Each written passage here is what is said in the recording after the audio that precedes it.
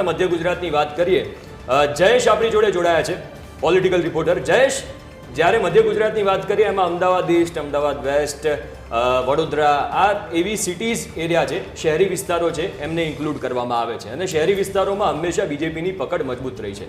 પણ તમે આદિવાસી પટ્ટો પકડો, આ બાજુ દાહોદ હોય, પંચમહાલ હોય, જયેશ, એ બાજુ આ વખતે કેવો ચિતાર જોવા મળી રહ્યો છે? કારણ કે શું અસંતોષ છે લોકોમાં કે પછી ફરી એકવાર જાદુ ચાલવાનો છે મધ્ય ગુજરાતમાં પણ?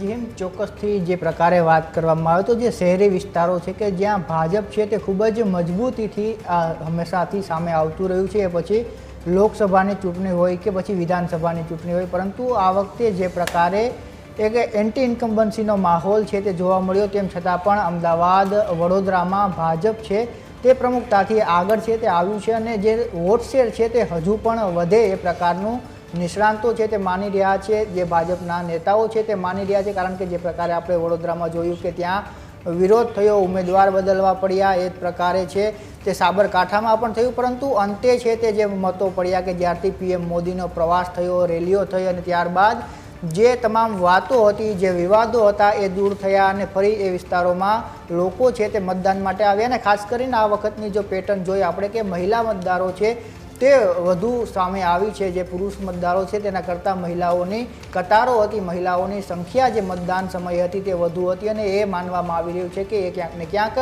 ભાજપની તરફે છે તે આગળ વધી રહી છે. એવી જ રીતે આદિવાસી બેલ્ટમાં છે તે એક જુવાળ છે તે ઊભો કરવાનો પ્રયાસ કરવામાં આવ્યો, જેમ કે ચૈતર વસાવા હતા કે તેમની સામે જેલમાં નાખવામાં આવ્યા અને ત્યારબાદ તે ફરી પાછા આવ્યા અને જે રીતે જે લોકોની સંવેદના હતી તે મેળવવાનો પ્રયાસ કરવામાં આવ્યો. પરંતુ જે રીતે આદિવાસી બેલ્ટની વાત કરવામાં આવે તો જે વિધાનસભાઓ આવે એ 7 વિધાનસભામાંથી 2 થી 3 વિધાનસભામાં ચૈતર વસાવાનો વોલ્ટ છે તે ખરો કહી શકાય. તેમાંથી એક પોતે જે ડેડિયાપાડાથી આવે ત્યાંનો માની શકાય, પરંતુ અન્ય જે 4 વિધાનસભા છે કે જ્યાં ભાજપ છે તે સરપ્લસ લીડ લઈ રહ્યું છે, એ 4 વિધાનસભાઓમાં ભાજપને અંદાજિત 50 થી 60 હજારની લીડ છે તે મળી રહી છે. તો એની સામે ચૈતર વસાવાને છે તે 3 જે પોતાની વિધાનસભા છે ત્યાંથી ખૂબ ઓછા પ્રમાણમાં લીડ છે મળી રહી છે, જેને લઈને પણ ક્યાંક ને ક્યાંક આ જે એન્ટી ઇન્કમ્બન્સી છે તે છતાં પણ ભાજપ છે તે પ્રમુખતાથી આવી છે. કારણ કે જે પ્રકારે છેલ્લે પીએમ મોદી અને અમિત શાહની રેલીઓ અને રોડ શો થયા તે ક્યાંક ને ક્યાંક ભાજપની જે એન્ટી ઇન્કમ્બન્સી હતી તેનાથી પ્લસ છે તે જઈ ચૂક્યા છે.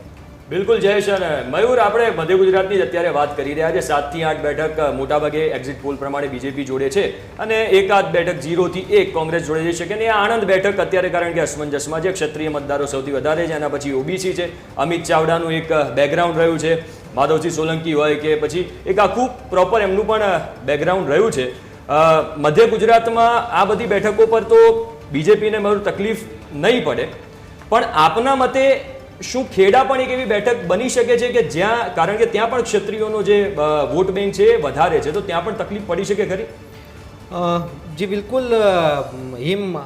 ખેડા બેઠક છે એની ઉપર દેવસિંહ ચૌહાણને જો બદલવામાં આવેલા હોત, એમને રિપીટ ન કરવામાં આવેલા હોત તો એ પ્રકારની સ્થિતિ એ જોવા મળે. પરંતુ દેવસિંહ ચૌહાણ એ કોંગ્રેસમાંથી ભારતીય જનતા પાર્ટીમાં આવેલા ભરતસિંહ સોલંકીના એક સમયના ખાસ માણસ હતા અને તેમની સાથે જ એ રાજનીતિના જે દાવપેચ છે એ શીખીને આવેલા અને હવે તેમની સામે જ લડવાનું હોય એટલે જે ગુરુ કરતાં એમનો ચેલો હોય એ સવાયો જ હોય અને તે જ રીતે દેવુસિંહની અંદર જોવા મળી રહેલું છે.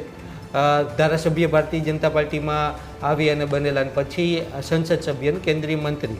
સ્વાભાવિક છે, કેન્દ્રીય મંત્રી સિટિંગ કેન્દ્રીય મંત્રી હોય તો તેની અસર પણ વિસ્તારના લોકો અને નાગરિકો ઉપર પડતી હોય છે. તો આ બેઠક ઉપર કોઈ પણ પ્રકારની ફાઇટ એ જોવા નથી મળતી અને સાથે દેવસિંહ ચૌહાણ એ જમીની નેતા પણ છે, કાર્યકરોને સાથે રાખનાર નેતા છે અને એ જ કારણસર જે છે સામાન્ય નાગરિક સાથેનું તેમનું કનેક્શન છે, કાર્યકરો સાથેનું કનેક્શન છે. એટલા માટે આ બેઠક ઉપર ભારતીય જનતા પાર્ટીને કોઈ ચિંતા નથી. બિલકુલ. અને એટલા જ માટે અલગ અલગ ઝોન વાઇઝ ચર્ચા કરવી ખૂબ મહત્વપૂર્ણ બને છે, કારણ કે એક્ઝિટ પોલના આંકડા જેમ જેમ સામે આવી રહ્યા છે તેમ તેમ જે અનુમાન છે તે પણ આપણે લગાવતા થઈ ગયા છે કે હવે 4 તારીખે ખરેખર શું ચિત્ર રહેવાનું છે.